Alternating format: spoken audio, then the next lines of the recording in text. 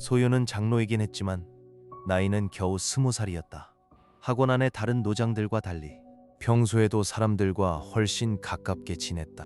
그래서인지 많은 이들이 그녀 앞에서는 유난히 거리낌 없이 떠들어댔다. 사람들의 추측을 들은 소유는 그저 요염하게 웃더니 가느다란 5손가락을 펴보이며 말했다. 5포기의 설령초예요. 그 말이 떨어지자 대전은 순식간에 뒤집혔다.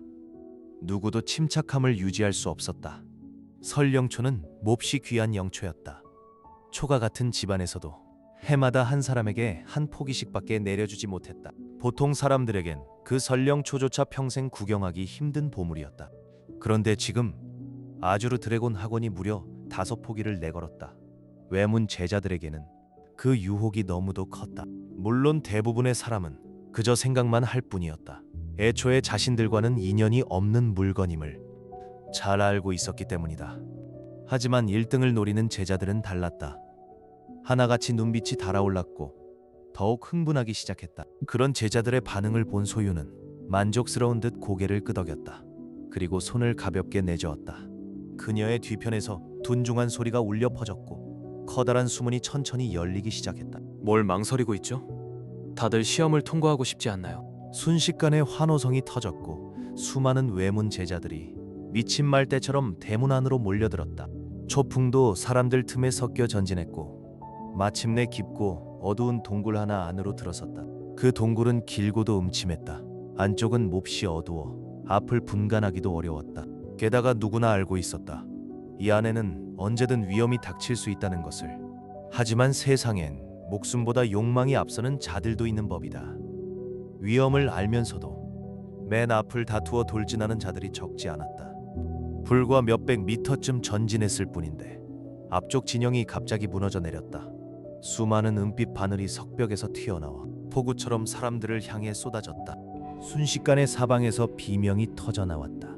앞쪽에 있던 제자들은 미처 피할 틈도 없이 절반 가까이가 쓰러졌다.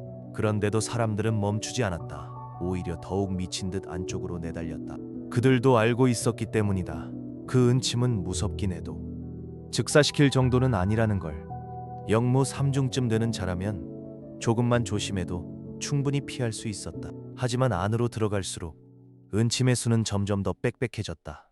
기세도 더 빨라졌고 사람들이 피하기엔 점점 벅차졌다. 그 와중에 사람들 사이의 거리는 점점 벌어졌다. 맨 앞에서 달리는 자들은 더 이상 유행을 노리는 무리가 아니었다. 그곳엔 양천우와 단호헌 같은 진짜 강자들이 있었다. 부정할 수 없었다. 양천우와 단호헌은 확실히 남달랐다. 다른 이들이 폭우 같은 은침 속에서 목숨을 걸고 비틀거리며 전진할 때 그 둘은 마치 평지를 달리듯 움직였다. 기관은 물론 경쟁자들까지 따돌리며 질주했다. 초풍은 줄곧 그들의 뒤를 따르고 있었다. 영무 3중의 무리 안에 섞여 꼬리를 물듯 움직였다. 그렇게 한 데에는 2가지 이유가 있었다. 첫째, 그는 굳이 남들 앞에 나서 표적이 되고 싶지 않았다. 둘째, 그의 사정은 특별했다. 아직 너무 이른 시점에 자신의 힘을 드러내고 싶지 않았다. 그래서 그는 기다리고 있었다. 모두가 보지 못하는 순간, 그러면서도 누구보다 빠르게 치고 나갈 수 있는 순간을. 양천우 내 나이로는 대단하긴 하다만 결국 넌 나한텐 아직 애송이에 불과하다.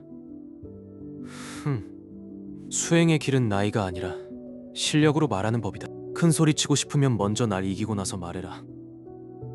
한참이 지나고 나자 선두에는 2개의 그림자만 남았다. 바로 단우원과 양천우였다. 둘 다 영무사중. 한 사람은 타고난 재능으로, 한 사람은 노련한 경험으로 버티고 있었다. 둘은 우열을 가릴 수 없었고 서로를 향한 경쟁심도 점점 뜨거워졌다. 둘 다 알고 있었다. 가장 큰 적은 서로뿐이었다. 상대를 이기는 순간 1등의 보상은 자기 것이 된다.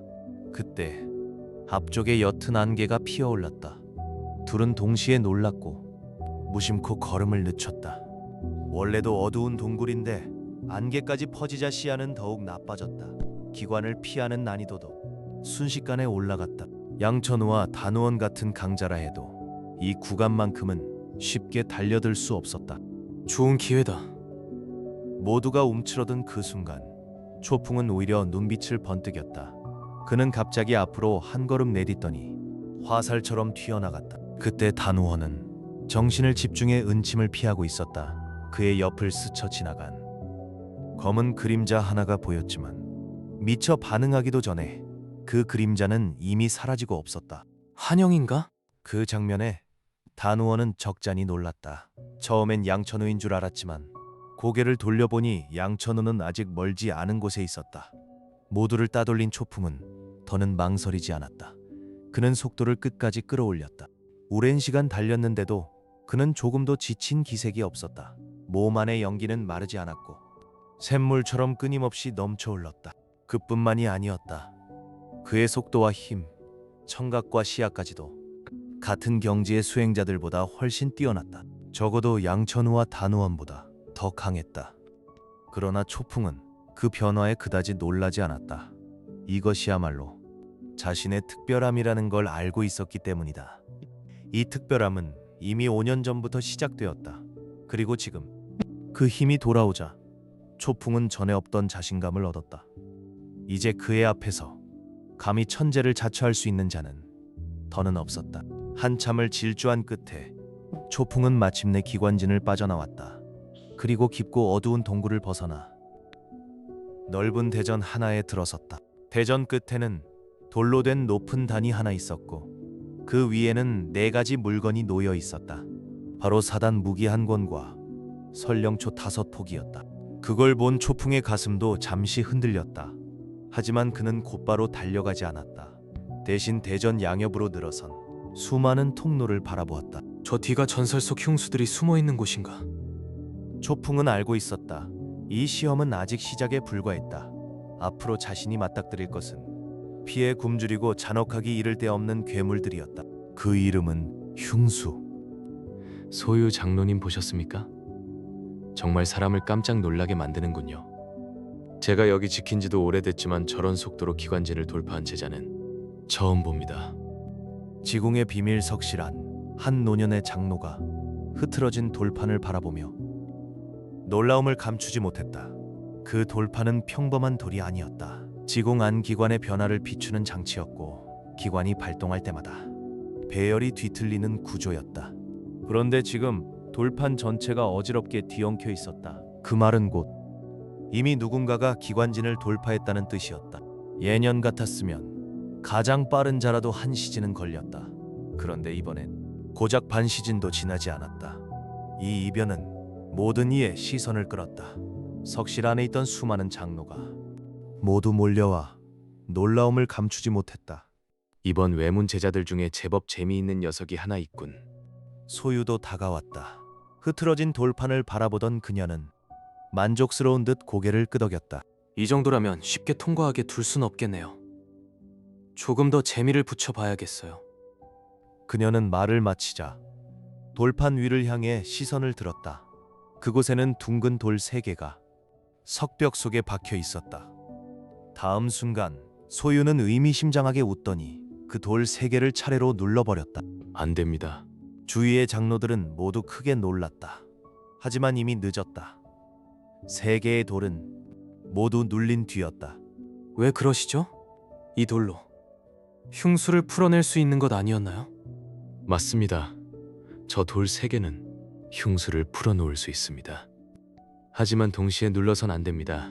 셋이 함께 발동되면 가둬두었던 모든 흉수가 한꺼번에 풀려납니다. 그 안엔 2단 흉수 32마리, 3단 흉수 9마리 그리고 4단 흉수 1마리까지 있습니다. 말을 마친 이 장로는 얼굴이 새파랗게 질려 있었다. 소유조차 순간적으로 표정이 굳었다. 이 장로는 이곳의 흉수들을 누구보다 잘 알고 있었다. 그것들은 극악무도한 괴물들이었고 동급 수행자보다 훨씬 강했다. 이렇게 많은 흉수가 한꺼번에 풀려난다면 지궁 안의 수많은 제자들은 몰살을 피할 수 없었다. 그 광경을 떠올리는 것만으로도 이 장로는 더는 말을 잇지 못했다. 왜 진작 말해주지 않으셨죠? 그 순간 소유의 얼굴빛도 크게 변했다. 그녀는 몸을 날려 한 줄기 바람처럼 사라졌다. 이 장로님 이제 어쩌면 좋습니까? 뭘 어떻게 하긴 당장 구하러 가야지.